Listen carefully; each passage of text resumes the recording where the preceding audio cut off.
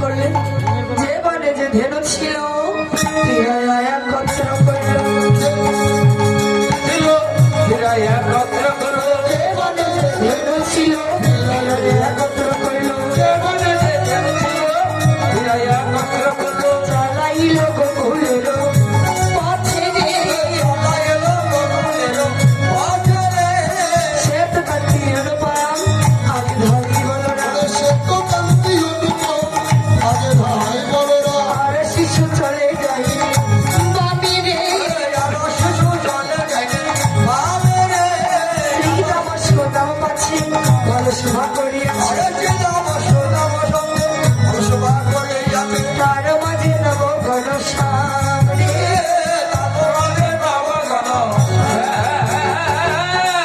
এবার সকলে গমন করলেন গোকুল পথে গোকুলে যাওয়ার আগে পূর্বে যাবটগ্রাম তার আগে পূর্বে একটি কদলী বন তাই সবাই গিয়ে সেই কদলী বনে উপনীত হলেন জানি দিন অবসান চলিল চতুরতা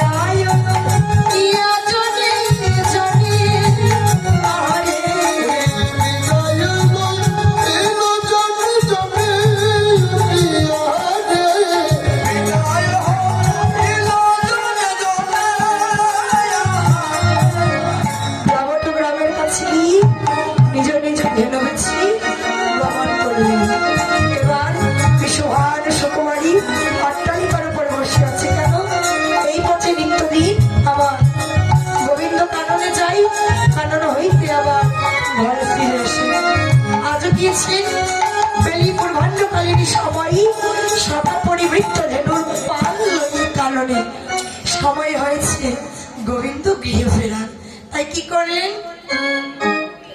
তিনি অট্টালিকার উপর দাঁড়াই রইলেন বন্ধুরে ভগবিষ্ট পদকর্তা বলছে রাধে এই যে তুমি অট্টালিকার উপর বসে আছো অট্টালিকার উপর বসে থাকলি গোবিন্দ বলেন তোমার দর্শন লাভ হবে কিন্তু গোবিন্দকে নিজের করে আর পাওয়া হবে তাই গোবিন্দকে যদি নিজের করে পেতে চাও ওই অট্টালিকা হইতে পথে এসে দাঁড়াবে এই কথা শুধু রাধারানীকে বলে না রাধারানীর নাম ধরি জগৎ জীবকে উদ্দেশ্য করে বলেছেন কেননা এই জগতে যার যত তালা তার হৃদয় মাঝে তত জ্বালা তাই অট্টালিকা হইতে এখানে আসতে হবে চেয়ার ছেড়ে মাটিতে আসতে হবে জয় রাধে তাই বা রাধারানী আমার গোবিন্দকে ডাকছেন, ওরে ওই না বেশে আইসা তো তুমি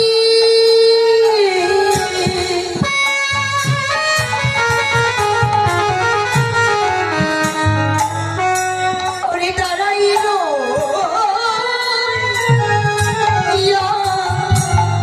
ছি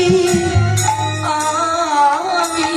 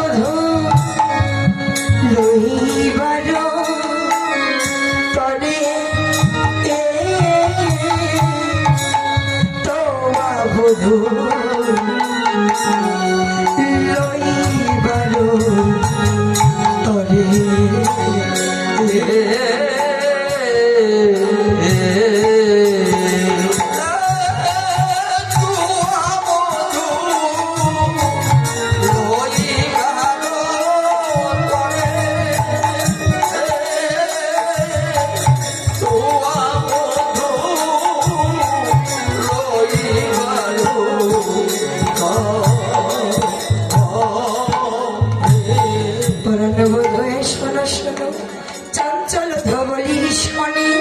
কত না হেঁটেছ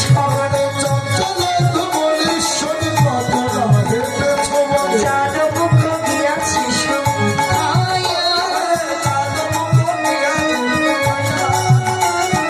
আমার মন্দিরে যাইয়া তোর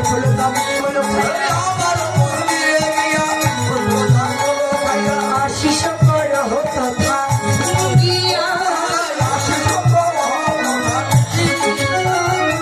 আমার হৃদয় মাঝে বিচিত্র বালক আছে আশেপাশে রসের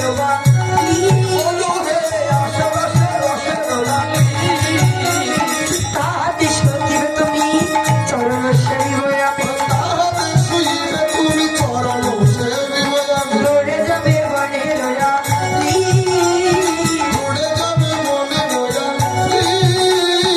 এখন আমি যাই ঘরে মাঝে আরতি করে সখা সব করিল সখা সব করিল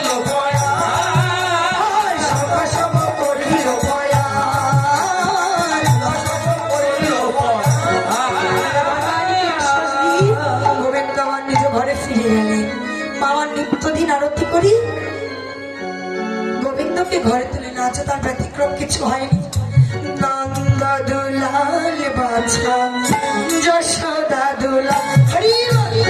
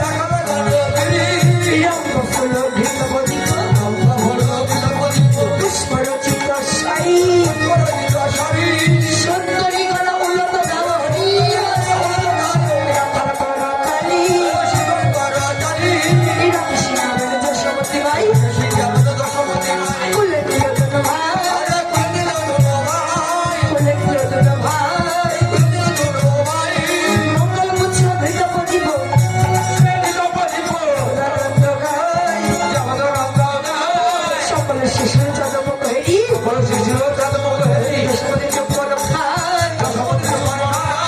মঙ্গল পুচ্ছ ভৃত পদিব জগদানন্দ গায় জগদানন্দ গায় জগদানন্দ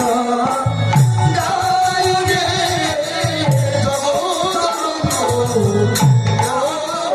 তাই এক কোলে গোপালকে বসায় আরেক কোলে